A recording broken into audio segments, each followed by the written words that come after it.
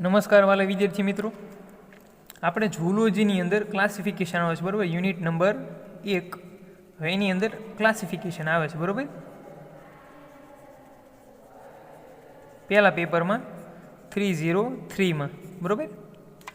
હવે 303ની અંદર ટોટલ આપણે સમુદાય આવી રીતે ભણશું કે સમુદાય, પ્રજીવ, સચ્છિદ્ર, કોષ્ઠાંત્રી, પૃથુકૃમિ અને સૂત્રકૃમિ બરાબર. તો આટલા 5 સમુદાય આપણે ભણવાના આવશે અને 5 સમુદાયનું આપણે વર્ગ સુધીનો વર્ગીકરણનો અભ્યાસ કરવાના છીએ. વર્ગ સુધીના વર્ગીકરણનો અભ્યાસ એટલે કરવાનું શું થશે કે ક્વેશ્ચન એમ પૂછાય કે ભાઈ પ્રજીવ સમુદાય સમજાવો, તો એની અંદર લખવાનું શું આપણે કે સૌથી પહેલાં તો તેના સામાન્ય લક્ષણ,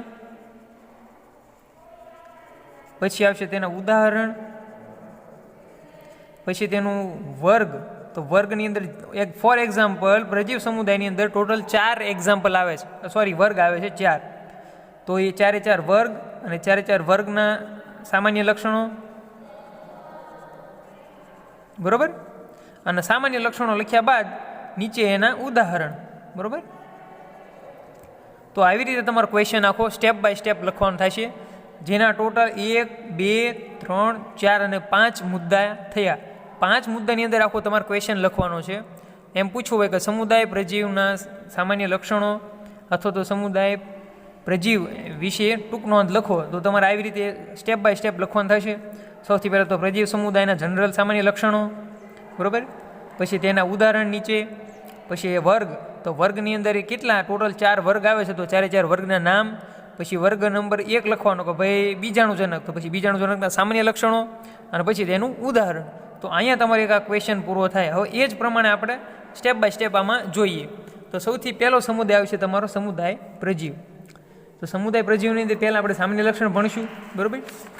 સામાન્ય લક્ષણ ભણ્યા બાદ આપણે તેના વર્ગ સુધીનો વર્ગીકરણનો અભ્યાસ કરીશું બરાબર.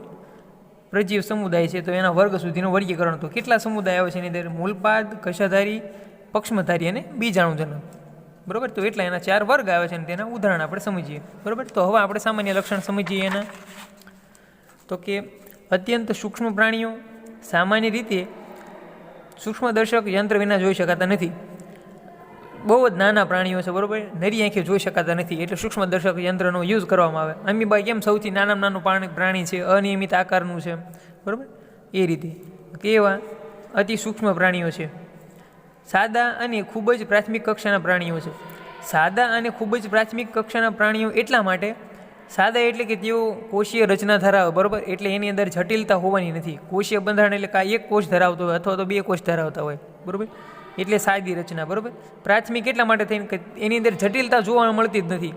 જટિલતાનો અર્થ એવો થાય કે એની અંદર એક કોષ હોય તો એક જ કોષ બધી જ દેહધાર્મિક ક્રિયા કરતો હોય, એટલા માટે થઈને પ્રાથમિક કક્ષાના પ્રાણીઓ હોય છે. હવે શરીર રહ્યું એનું કોષીય અથવા તો અકોષીય હોય. હમણાં આપણે વાત કરીએ એમ બરાબર, કે એક કોષીય પ્રાણીઓ હોય અથવા તો એક કરતાં વધુ કોષ, એટલે 2 થી 3 કોષો હોય બરાબર, એટલે એક કોષીય હોય અને એક અથવા તો વધારે કોષ કેન્દ્રો ધરાવે છે બરાબર. હવે આ પ્રાણીઓ હોય ને એ કાંઈ એકાકી હોય, એકાકી રહેતા હોય અથવા તો છૂટી છવાઈ વસાહત ધરાવતા હોય. જેમ કે અમીબા એકલો જોવા મળે બરાબર, પરંતુ બીજા અમુક પ્રાણીઓ હોય તો તે એક કરતાં વધારે મીન્સ કે કોલોનીમાં ગ્રુપની અંદર રહેતા હોય બરાબર. અને તે કેવા હોય? સરખા હોય અને સ્વતંત્ર હોય બરાબર. શરીર રચનાનો અભાવ જોવા મળે છે. શરીર રચનાનો અભાવ જોવા મળે અથવા તો દ્વિપાર્શ્વીય, અરીય કે ગોળાકાર રચના ધરાવે. ગોળાકાર મીન્સ કે ગોળ હોય, અરીય મીન્સ કે આમ એનો શરીર હોય, બોડી હોય, એનો આપણે 2 ભાગ કરીએ. આવી રીતનું એક બોડી છે બરાબર, તેના 2 ભાગ કરીએ તો 2 ભાગ એક સરખા હોય બરાબર. તો શરીર રચનાનો અભાવ હોય. અભાવ મીન્સ કે અમીબા છે તો એ અનિયમિત આકારનું પ્રાણી હોય બરાબર, પરંતુ પેરામિશિયમ છે, યુગ્લિના છે, એ કેવા પ્રાણીઓ છે કે જેનો આકાર અંશત મીન્સ કે આમ નિશ્ચિત હોય એટલા માટે બરાબર. શરીર ફરતે કોઈ પણ આવરણ હોતું નથી. એનું શરીર હોય એની ફરતે કોઈ આવરણ હોતું નથી અથવા તો છાદીનું આવરણ આવેલું હોય છે. અમીબા છે તો એની અંદર કોઈ આવરણ આવેલું નથી. પરંતુ પેરામિશિયમ અથવા તો યુગ્લિના છે તો તેના નાના નાના પક્ષમો હોય અથવા તો શરીરની જે આવી રીતની રચના છે, બરાબર, આવી રીતની રચના છે, બરાબર. તો આ જે બહારની સાઈડનું જે આવરણ છે, બરાબર, હવે એ છાદીમય હોય. છાદી મીન્સ કે આપણે આમ માનો ને કે ભાઈ એક આવી રીતની એક શીટ છે, બરાબર. તો શીટની અંદર નાનકડા નજીકમાં છિદ્રો આવેલા છે, બરાબર. તો આખી એક આ શીટ થઈ આવી રીતે આખી શીટ, તો તેને આપણે છાદી કહીએ છીએ, બરાબર. તો જાળી ટાઈપની એક રચના થઈ, બરાબર, એમ સમજો ને. હવે આવું એક આવરણ એની શરીરની બહારની સપાટીએ આવેલું હોય. આપણે કેમ કોષ દિવાલ આવેલી હોય એ પ્રમાણે, બરાબર. એટલે છાદીનું આવરણ હોય છે. સાદું અથવા તો કેવું હોય, વિસ્તૃત કવચ અથવા તો બાહ્ય કંકાલ હોય છે. શરીરનો આકાર સામાન્ય રીતે અનિશ્ચિત હોય છે. હમણાં મેં કીધું એમ પ્રમાણે કે અમીબા છે તો એનો આકાર અનિશ્ચિત છે, પરંતુ અથવા તો નિશ્ચિત હોય છે. તો ભાઈ પેરામિશિયમ છે, યુગ્લિના છે, એવા બધા પ્રાણીઓ હોય તો એનો આકાર નિશ્ચિત હોય, બરાબર. કેટલાક પ્રાણીઓનો આકાર તેમના ઉંમર તથા પર્યાવરણ ઉપર આધારિત હોય છે, બરાબર. પ્રાણીઓ એક જ કોષ બધી જ દેહધાર્મિક ક્રિયા કરે છે. આથી ફક્ત કોષીય સ્તરે દેહધાર્મિક શ્રમનું વહેંચણી જોવા મળે છે. હવે આ સેન્ટેન્સ એવું કહેવા માંગે છે, આ મુદ્દો, કે ભાઈ પ્રાણી જે હોય ને એક કોષીય હોવાને લીધે એક કોષીય જ હોવાનો જ, બરાબર. કારણ કે અતિ સૂક્ષ્મ પ્રાણીઓ છે, એક જ કોષ ધરાવે છે, એટલે એક જ કોષ બધી જ દેહધાર્મિક ક્રિયા કરશે, બરાબર. બધી જ દેહધાર્મિક ક્રિયાઓ કરશે આ એક જ કોષ, બરાબર. એટલે એની અંદર કામની જે વહેંચણી હોય એ કેવી હોય, કોષીય સ્તરે હોય. મીન્સ કે દેહધાર્મિક બધી જ ક્રિયાઓ એક જ કોષ કરવાનું છે. એટલા માટે તેના સેન્ટેન્સ આપેલું છે અથવા તો આ મુદ્દો આપેલો છે. આવડું આ સેન્ટેન્સ અમીબાને ધ્યાનમાં રાખી અને કરેલું છે. કારણ કે અમીબા એટલા માટે, કારણ કે અમીબા કેવું પ્રાણી છે, એક કોષીય પ્રાણી છે. તો હવે જે એને ખોરાક લેવો હોય તો આપણે જાણીએ છીએ કે તે શું કરે, એ ખોટા પગોનું નિર્માણ કરે આવી રીતે, બરાબર. ખોટા પગનું નિર્માણ કરે તો એક કોષ જ બધું કામ કરે છે, બરાબર. ખોરાકનું ગ્રહણ કરવાનું કામ કરશે, ખોરાકને પાચન કરવાનું કામ કરશે. એટલા માટે થઈને તે પ્રાણી એક જ કોષ ધરાવતો હોય તો કેવું હોય, દેહધાર્મિક ક્રિયા કરતો હોય, અને બધી જ દેહધાર્મિક ક્રિયાઓ કોષીય સ્તરે વિભાજિત થયેલી હોય, બરાબર. આગળનો મુદ્દો છે કે તેઓમાં પાચન અંગો તરીકે અંગોનો અભાવ હોય છે, બરાબર. પાચન અંગો તરીકે તેની અંદર અંગોનો અભાવ હોય છે, પરંતુ તેની અંદર કોષીય સ્તરે પાચન જોવા મળે છે, બરાબર. હવે આગળનો મુદ્દો છે કે પ્રચલન અંગો તરીકે આંગળી જેવા ખોટા પગ, ચાબુક જેવી કશા અથવા તો વાળ જેવા પક્ષમાં આવેલા હોય છે, અથવા પ્રચલન અંગોનો અભાવ હોય છે. પ્રચલન અંગો છે, બરાબર, એ હલનચલન કરવા માટે યુઝમાં હોય, બરાબર. હવે જુઓ, આંગળી જેવા ખોટા પગ, તો કે અમીબાને ધ્યાનમાં રાખીને આપણે આ સેન્ટેન્સ લખ્યું કે આંગળી જેવા ખોટા પગ હોય, બરાબર, અમીબાના. પછી ચાબુક જેવી કશા, બરાબર, વાળ જેવા પક્ષમો અથવા તો પ્રચલન અંગોનો અભાવ હોય, બરાબર. સામાન્ય રીતે પ્રજીવોમાં પોષણ પ્રાણી સદસ્ય અથવા તો વનસ્પતિ સદસ્ય હોય છે. પ્રાણી સદસ્ય અને વનસ્પતિ સદસ્ય. પ્રાણી સદસ્ય મીન્સ કે કોઈ એક પ્રાણી ઉપર આધાર રાખતા હોય. પ્રજીવ સમુદાયના પ્રાણીઓ રહ્યા ને એ કેવું કરે, તો ભાઈ બીજા કોઈક પ્રાણી હોય એની ઉપર તે વસવાટ કરે, બરાબર. એની ઉપર તે વસવાટ કરે તો કેવા થઈ ગયા, પ્રાણી સદસ્ય. અને કોઈ વનસ્પતિ હોય એની ઉપર આધાર રાખતા હોય તો એ વનસ્પતિ સદસ્ય થઈ ગયા. અને પરોપજીવી, તો કે એમાં જે અમીબા જેવું પ્રાણી હોય તો એ ઘણી વખત કાદવ કીચડમાંય જોવા મળે, અને ઘણી વખત કોઈક પ્રાણી હોય એના શરીરની અંદરની સાઈડ પણ જોવા મળે અથવા તો શરીરની બહારની સાઈડ જોવા મળે. એટલા માટે થઈને કેવું થઈ ગયું, તે પરોપજીવી હોય છે. કેટલાક પ્રાણીઓ ચોક્કસ મુખ અથવા તો મળદ્વાર ધરાવતા હોય, કેટલામાં અભાવ હોય. અન્નધાનીમાં કોષાંતરીય પાચન જોવા મળે છે. આ સેન્ટેન્સ એવું કહેવા માંગે છે કે તેની અંદર હમણાં મેં વાત કરી એમ કે પાચન અંગોની હાજરી હોઈ શકે અથવા તો ગેરહાજરી પણ હોઈ શકે, બરાબર. મુખ અને મળદ્વાર હાજરે હોય, ગેરહાજરે હોઈ શકે. અને અન્નધાનીમાં કોષાંતરીય પાચન જોવા મળે છે. એ એવું કહેવા માંગે છે કે આપણે કેમ મનુષ્યની અંદર પાચનતંત્ર આખું આવે, પાચનતંત્ર, તો એની અંદર શું થાય, પાચનતંત્રના અલગ અલગ અંગો હોય એ ખોરાકનું પાચન કરતા હોય, બરાબર. તેવી જ રીતે આની અંદર અન્નધાની આવે, પણ અન્નધાનીમાં કેવી રીતે હોય, કોષીય સ્તરે પાચન જોવા મળે. એટલા માટે થઈને આવડું આ સેન્ટેન્સ અહીંયા લખેલું છે, મુદ્દો લખેલો છે, બરાબર. આગળનો મુદ્દો જોઈએ કે શ્વસન સામાન્ય રીતે શરીરની સપાટી પરથી પ્રસરણ દ્વારા થાય છે. તેની અંદર સ્પેસિફિક અંગો આવેલા હોતા નથી કે જે શ્વસન ક્રિયા કરે. આપણે કેમ શ્વસન તંત્ર આપેલું છે, જેની અંદર નાક છે, પછી ફેફસા છે, હૃદય છે, તો એ બધું શું થયું, કોઈ એક શ્વસન અંગો થયા કે જેના દ્વારા શ્વસન ક્રિયા થાય છે, બરાબર. આ પ્રાણીઓ એક જ કોષીય છે, એટલા માટે થઈને આની અંદર સ્પેસિફિક શ્વસન તંત્ર તો નથી, પરંતુ તે પોતાનું શ્વસન કઈ રીતે કરે, કોષીય સ્તરે કરે, પ્રસરણ દ્વારા, બરાબર.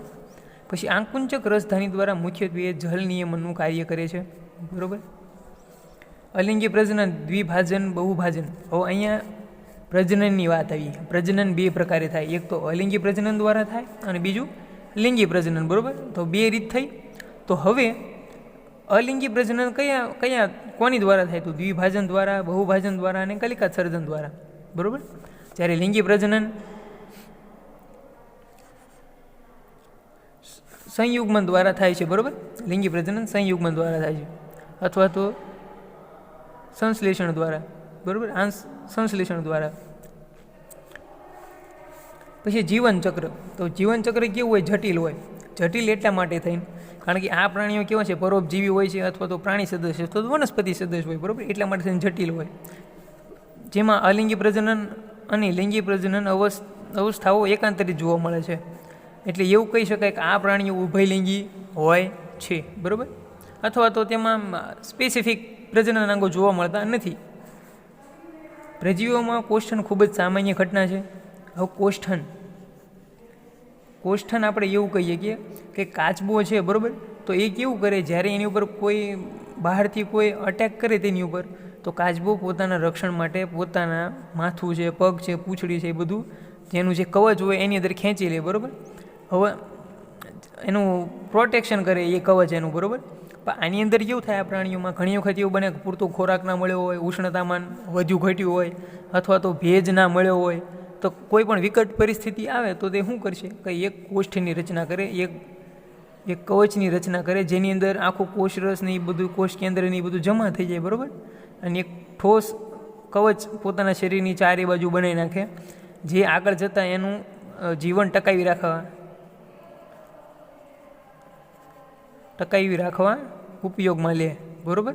અથવા તો ઘણી વખત એવું બને કે પોતાનું જીવન ટકાવી રાખવા કોષ્ઠની રચના કરે, પછી કોષ્ઠની અંદર તે પોતે આગળ એનું કોષ્ઠનમાં તેનો વિકાસ કરે અને 1 થી 2 બાળકોષ બનાવે, જેનાથી પ્રજનન ક્રિયા પણ થાય, બરાબર. તો આ મુદ્દો એવું કહેવા માંગે છે કે પ્રજીવોમાં સામાન્ય રીતે કોષ્ઠન જોવા મળે. આગળ લખ્યું છે કે જે જ પ્રમાણે ખોરાક, ઉષ્ણતામાન, ભેજ વગેરે માટે વિકટ પરિસ્થિતિઓના સામનો કરવામાં મદદરૂપ થાય શું, કોષ્ઠન. તથા પ્રાણીઓના વિતરણ માટે માર્ગ કાઢે છે. હમણાં મેં કીધું એ પ્રમાણે કે ઘણી વખત એવું બને કે પોતાનું આખું શરીરની ચારેકોર કોષ્ઠ તો બનાવી નાખે, કવચ તો બનાવી નાખે, પણ કરશે શું, તે પોતાના અંદર વિકાસની ક્રિયા ચાલુ રાખશે. એટલે કોષ વિભાજન કરશે, 1 થી 2 કોષ બને, જેનાથી એક કોષ અલગ થઈને નવો બાળકોષ બનાવે. એટલે પ્રાણીઓમાં વિતરણની ક્રિયા જોવા મળે, બરાબર. હવે મુક્તજીવી પ્રજીવો મોટાભાગે મીઠા, દરિયાઈ પ્રાણી, ભેજવાળી જગ્યાએ અથવા તો પરોપજીવી પ્રજીવો યજમાનના શરીરમાં કે વનસ્પતિમાં જોવા મળે છે. આ કેવા પ્રાણીઓ છે, પરોપજીવી પ્રાણીઓ છે. તો એ કરશે શું, કદે મીઠા અથવા તો દરિયાઈ પાણી અથવા તો ભેજમાં જોવા મળે. પરોપજીવી છે એટલે યજમાનના શરીરમાં અથવા તો વનસ્પતિમાં જોવા મળે છે. તો અહીંયા એના સામાન્ય લક્ષણો પૂરા થયા. હવે આપણે તેનો વર્ગનો અભ્યાસ કરશું. વર્ગના અભ્યાસમાં એવું છે કે તમારે ચાર્ટ સીધો એવો બનાવવાનો રહેશે કે ભાઈ સમુદાય પ્રજીવ, બરાબર. તો એના ટોટલ આપણે 4, અહીંયા અલગથી હું ચાર્ટ બનાવું છું, 4 ભાગ અહીંયા આપણે કરી નાખવાના. અહીંયા ઉપર લખીવાળો વર્ગ, અહીંયા લખીવાળો વર્ગ નંબર 1 તો મૂલપાદ, પછી આવશે કશાધારી, પછી આવશે પક્ષમધારી અને પછી આવશે બીજાણુજનક, બરાબર. જે આવી રીતે મટીરિયલમાં આવી રીતે દર્શાવેલું છે, મૂલપાદ, કશાધારી, બીજાણુજનક અને પક્ષમધારી, બરાબર. હવે અહીંયા તમે આ ક્લાસિફિકેશન લખો એટલે નીચે એનું ઉદાહરણ પણ એક લખી વાળવાનું કે ભાઈ ઉદાહરણની અંદર શું, તો કે અમીબા, પછી યુગ્લિના, પેરામિશિયમ અને પ્લાઝ્મોડિયમ, બરાબર. અને અહીંયા તમે જ્યારે સામાન્ય લક્ષણો પૂરો કરો ત્યારે તે એક ઉદાહરણ કરીને સેન્ટેન્સ મૂકી દેવાનું. ઉદાહરણ કરીને અમીબા, પેરામિશિયમ, યુગ્લિના, બરાબર, અને પ્લાઝ્મોડિયમ. એવી રીતે ઉદાહરણ મૂકી દેવાનું. પછી લખવાનું કે હવે વર્ગીકરણ, બરાબર. પછી લખવાનું કે સમુદાય, પ્રજીવ. પછી 4 નીચે એક ચાર્ટ બનાવી નાખવાનો. વર્ગ, મૂળપાત, કશાધારી, પક્ષમધારી, બીજાણુજનક અને તેના ઉદાહરણ અમીબા, પેરામિશિયમ, યુગ્લિના અને પ્લાઝ્મોડિયમ. તો હવે આપણે આ વર્ગનો વિગતવાર અભ્યાસ આગળ મુજબ કરીશું, બરાબર. હવે આપણે પેલો ચાર્ટ બનાવ્યા પછી અહીંયા સૌથી પહેલો વર્ગ લખશું કે વર્ગ મૂળપાત, બરાબર. પછી તેના ઉદાહરણ સાથે સાથે તેના સામાન્ય લક્ષણો.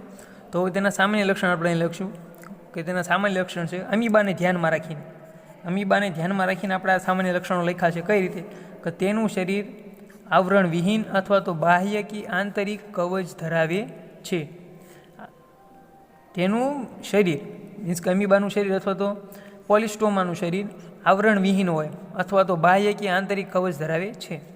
ખોરાક ગ્રહણ અને પ્રચલન માટે ખોટા પગો ધરાવે છે અમીબા, બરાબર. અમીબાનું ધ્યાનમાં રાખીને આપણે આ મુદ્દો લખ્યો કે ખોરાક ગ્રહણ અથવા તો પ્રચલન માટે ખોટા પગો ધરાવે છે. જીવન દરમિયાન અમીબા સમ રહે છે, બરાબર.